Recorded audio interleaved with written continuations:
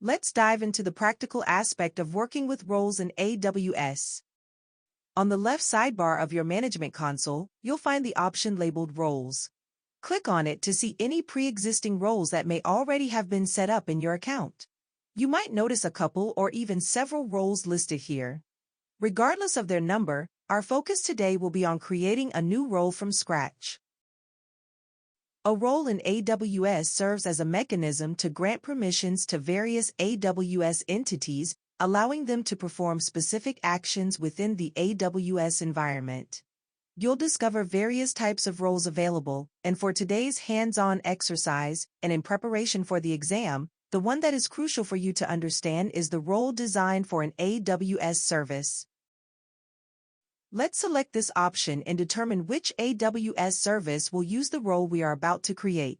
When you click on the service selection, you'll see a list of frequently used services like EC2 and Lambda. There's also the option for virtually every AWS service.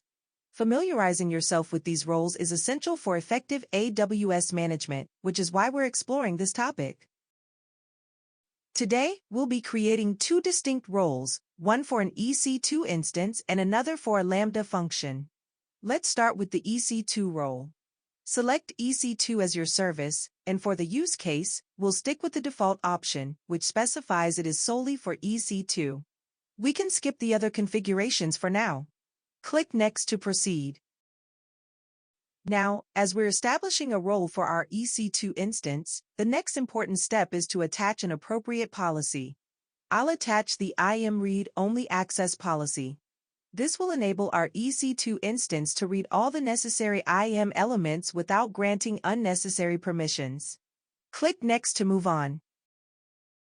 At this point, we need to provide a name for our new role.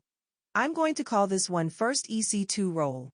After that, we select the Trusted Entities, which is a crucial detail. This indicates that the EC2 service is permitted to assume this role.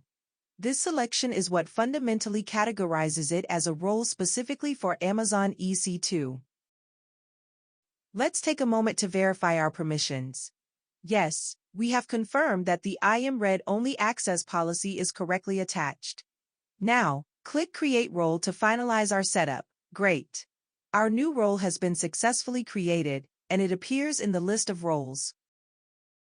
Keep in mind that we can't utilize this role until we navigate to the EC2 section. However, we've now learned how to create a role for Amazon EC2 and how to appropriately attach permissions to it.